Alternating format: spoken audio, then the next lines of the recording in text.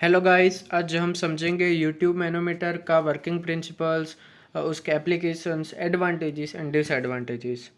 शुरू करते हैं। फर्स्ट ऑफ ऑल हम देखेंगे उसका वर्किंग प्रिंसिपल। उसमें दिया गया है कि U tube manometer consist of a transparent U shaped tube filled with liquid. उसका मतलब है कि जो यूट्यूब मैनोमीटर होता है उसमें लिक्विड से भरी हुई ट्रांसपेरेंट यू शेप्ड ट्यूब होती है। सेकंड है when connected to two pressure sources the pressure difference causes to liquid levels to very.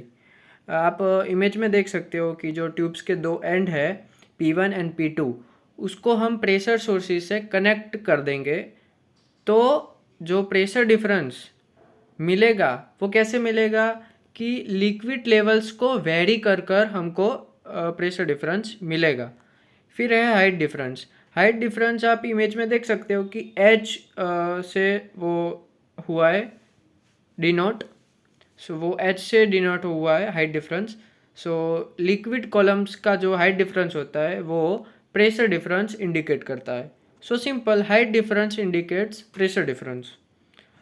फिर देखते हैं कि प्रेशर डिफरेंस फॉर्मूला क्या है। वो है delta P is equal to rho into g into h. फिर हम देखेंगे एप्लीकेशंस। एप्लीकेशंस में आता है कि measuring low pressures in laboratories. Laboratories में लो प्रेशर वाला ही सिर्फ मेज़र कर सकता है यूट्यूब मैनोमीटर। फिर है प्रेशर मेजरिंग डिवाइस के कैलिब्रेशन के लिए एप्लीकेबल होता है। फिर पाइपलाइंस में गैस प्रेशर को मॉनिटरिंग करने के लिए एप्लीकेबल होता है।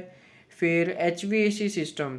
HVAC का फुल फॉर्म है heating, ventilation and air conditioning.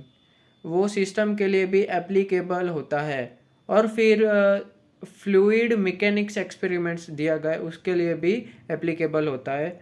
फिर हम देखेंगे एडवांटेजेस। वो उसका सिंपल कंस्ट्रक्शन है और आसानी से हम उसको यूज़ कर सकते हैं। फिर लो प्रेशर मेजरमेंट्स के लिए वो हाई एक्यूरेसी देता है। फिर इलेक्ट्रिकल पावर की भी कोई ज़रूरत नहीं होती। सो ये सब उसके एडवांटेजेस है। अब हम देखेंगे डिसएडवांटेजेस। वो सिर्फ हाई प्रेशर मेजरमेंट के लिए सूटेबल नहीं है, वो सिर्फ लो प्रेशर मेजरमेंट के लिए ही सूटेबल है। वो ऊपर दिया ही गया है। एप्लीकेशंस में भी बोला है, एडवांटेजेस में भी बोला है कि सिर्फ लो प्रेशर मेजरमेंट में ही वो आता है। सिर्फ लो प्रेशर मेजरमेंट में ही आएगा, हाई प्रेशर मेजरमेंट के लिए वो यूज़ ही नहीं होएगा।